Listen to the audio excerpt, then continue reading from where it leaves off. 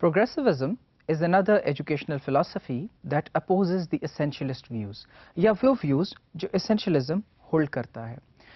Progressivists believe that education should focus thoroughly on the child rather than on the content or the teacher. Now, essentialism focuses on content and also on teacher. But here, as we can see, कि progressivism हमेशा से emphasize करता है एक student को या child को rather than content पे या उन सब्जेक्ट्स पे जो कोर सब्जेक्ट्स हैं जिन्हें डिलीवर किया जाए या उस्ताद को जिसने उन्हें डिलीवर करना है. So the focus is the child. Active experimentation is the second thing which is very prominent in the progressivist view of education. It stresses that students should test ideas by active experimentation. अब यहाँ अगर हम देखें तो essentialism में या एसेंशियलिस्ट view के अंदर क्लासरूम के अंदर कोई ऐसी गुंजाइश मौजूद नहीं जहाँ स्टूडेंट्स और उनके आइडियाज़ को एक्सपेरिमेंट करके टेस्ट किया जाए. लेकिन यहाँ ये स्टूडेंट्स को ये एडवांटेज हासिल है कि जो स्टूडेंट्स हैं वो अपने ideas, so we are talking about their ideas, जहाँ से वो आइडियाज़ ले रहे हैं उसको टेस्ट करें through experimentation. Now that experimentation can happen inside the classroom and can also happen outside the classroom. And then learning is rooted in the questions of learners then arise through experiencing the world. अब यहाँ हम बात ये कर रहे हैं कि जो सवाल हैं वो बेसिस हैं लर्निंग की, और सवाल जो कि स्टूडेंट्स की तरफ से आते हैं, जो कि उन बच्चों की तरफ से आते हैं जो कि सेंटर ऑफ लर्निंग है. और वो कहाँ से आ रहे हैं? जिस तरह वो दुनिया को खुद एक्सपीरियंस करते हैं, ना कि वो ऑर्गेनाइज्ड एसेंशियल एक्सपीरियंस जो कि सिर्फ टीचर प्रोवाइड करता है with in the classroom. And then learning is rooted in the questions of learner that arise through experiencing the world, and learning is active, not passive.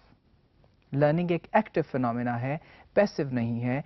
जिस तरह दुनिया में तब्दीलियां आ रही हैं और उन एक्सपीरियंसेस से बच्चे सवाल पैदा करते हैं और उनके जवाब ढूंढते हैं और लर्न करते हैं, तो इस तरह learning is an on going active process. It is not passive.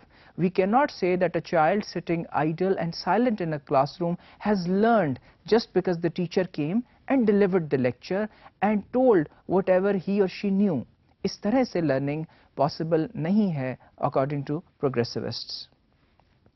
And then the learner is a problem solver and thinker who makes meaning through his or her individual experience in the physical and cultural context. अब यहाँ ये बात काबिल गौर है कि एक important aspect जो है वो हम देखते हैं of the physical and cultural world, और दूसरा हम एस्पेक्ट देख रहे हैं प्रॉब्लम सॉल्विंग का और थिंकिंग का.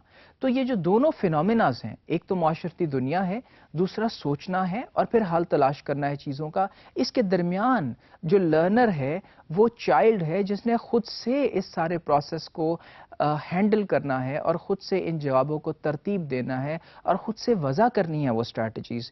तो फिर इम्पॉर्टेंट क्या है? The meaning the child takes, the meaning that the child understands from different phenomenas around him और हर.